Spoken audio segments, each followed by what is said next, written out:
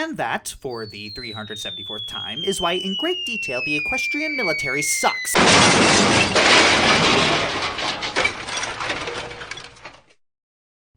I can't wait to hear this one explained.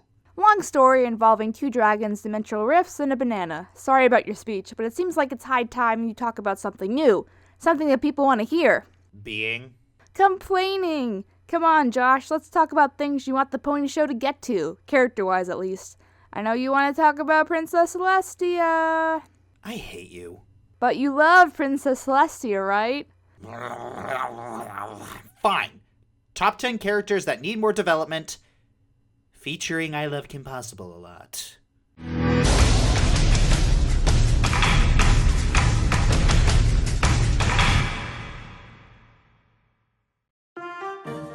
Number 10, Cheese Sandwich.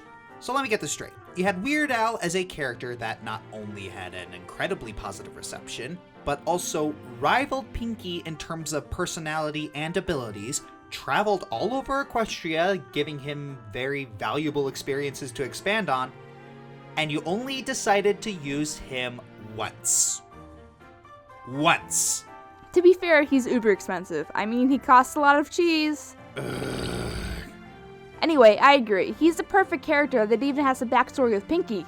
He could be drawn into the lore in so many other ways. Maybe there's a secret society of party planners. Maybe there's just possibilities.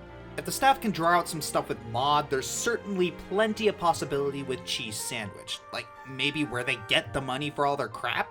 Weird Al even said he's open to future roles. Get him back! Number 9, Snips and Snails. Hear me out. I'm in the camp that says if a character has some good backstory and development, the audience can do a 180 on them. Hint, hint, sunset shimmer. Our Twilight is a princess in Equestria and an expert in friendship magic. And if she was here, we'd have already figured out why magic is randomly popping up during pep rallies and costume changes. So, these characters, which are the closest we have to the kind of weaker characters in the show, need this development. For the most part, they're usually there to serve a purpose in the episode. And we can do better than that. Come on, guys. If some of you are still skeptical, just take a look at Hoofball season. Snails, a guy who was originally characterized as 3 fries short of a Happy Meal, suddenly became this relaxed savant of balance. You could do what I do and not think about it. Seriously, I don't think about anything. I think the show wanted us to think he's some sort of Zen autist. And I mean like a real autist, not an internet autist. There is a difference.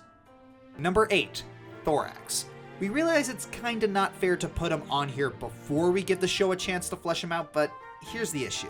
Thorax is now the king of the changelings. He has just become the catalyst of changing the way his race looks and functions. Because of this, the laws of the universe have decided he's the one who's now in charge of the entire changeling hive, despite showing absolutely no leadership qualities beforehand. To be fair, I do think he'll get some more time in the spotlight, being a Changeling King and important to both the Season 6 finale and Starlight's development. I'm just saying, it's a shame we'll get to him so late in the game. I really hope they don't forget about him, like the others. Number 7, Shining Armor. Okay, 2 seasons ago, Shining Armor would likely have topped this list. For a while, he had nothing to his character other than being a plot device. Whenever he appeared afterwards, he never really did much. Now, with more recent episodes, we've seen snippets of his more dorky and goofy side. We've even seen his calm, disciplined exterior crack. Certainly steps in the right direction, but we need to go a little further.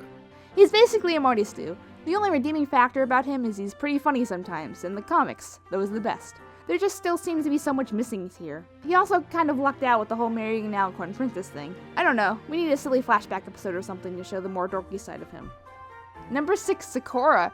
Remember how Sakura's a different race? Well, neither do I. Not that it's hard to remember, but we barely get any mention to Sakura's homeland. Where are all the other zebras? Why did she come to Ponyville? Is she happy living with other ponies and not her kind? We could get some really cool backstory with the other races in a faraway land, right? It's not so much that Sakura hasn't been on screen, just her origins and motivations have been somewhat lacking. Let's work on that. Apparently, Sakura was originally planned to be like a second mentor to Twilight. What has come from this? Pretty much one scene. All she does is just administer MacGuffins and or solutions to problems. If we got some more of who she is and what makes her her, she'd feel like less of a tool. Literary, not the common vernacular. Next. Number 5, Prince Blueblood. Here's a character that we feel is getting wasted. He's potentially a door into the nobility culture, and we never really got closure on his and Rarity's relationship. I mean, we saw them together in Sweden Elite. Did things improve? Are they working friends? Or was that just a publicity stunt? And as a prince, what does that mean for the future of Equestria? Where does he stand? What's his relationship with Celestia? These are kinda big questions. When will the questions end? But seriously, I agree. He's so flat and boring and we just never see him again. Like, there's gotta be something there besides his spoiled attitude. What's even his role as a prince, since all the other princesses seem to have one? What does he even do? Asking the tough questions, people. Number 4, all the other races. The buffalo, the saddle Arabians, the dragons, the minotaurs. I'll even take the yaks for Pete's sakes. Okay, occasionally we see these one-time races that are sometimes alluded to in later episodes. And that's about the extent. Alluded to. Sure, we got the Griffin culture eventually, but it took us 5 seasons to get something on the Griffins, and that's an issue. Too bad the show lacks some serious world building. I really wish we touched on all these guys more often. I mean, there they are, just waiting. When are we gonna see Distant Lands again? That's all I gotta say for this one. More world building. Also, we want to make sure that we don't see another culture where the ponies are superior in every way. Almost every other race has been mean, cruel, and or stupid. We got the one time with the buffalo where the ponies were just as stupid and angry, but every single one since has been ponies master culture. I want to see development where the ponies could actually learn something from another culture, because they aren't perfect by any stretch of the imagination. Number 3, Starlight Glimmer. We do know a couple interesting things about her. She's powerful and talented, but irresponsible and uses magic as a quick fix solution. Pretty much the Sorcerer's Apprentice. Also, it really does seem like she has some sort of anxiety problem. Ever since her reformation, she seems to have panic attacks every time she has to confront something wrong that she did. See this video. But after everything, Starlight still hasn't connected with me all that much. And I know that's not anyone's fault, but it's like she's been made to fit this mold of what the show needs her to be. I can't put my finger on what we're missing. We have a backstory, but there's just something else. Something's still missing. I think the problem is we don't know anything about the real her. Does she have a favorite food? Any hobbies? What kind of music does she listen to? Point is, every time we see her, it's always her learning a lesson or screwing something up or solving a problem.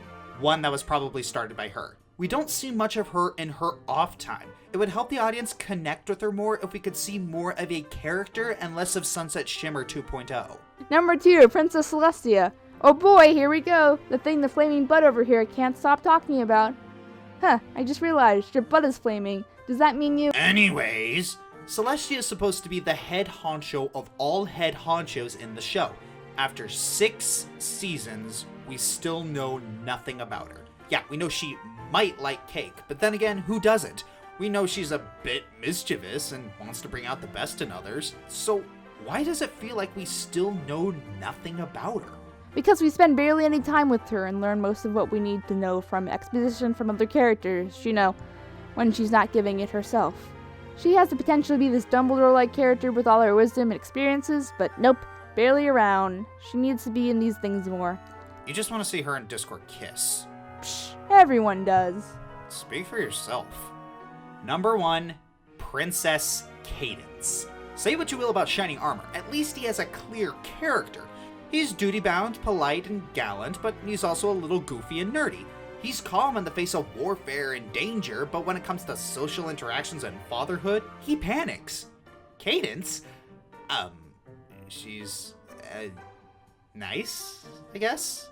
No, don't get us wrong, being nice isn't a problem. She's just inoffensive in every way, and— Stop beating around the bush. She's bland, like really bland. Yeah, what she said. While I'm not going to go so far as to call her a Mary Sue, I am.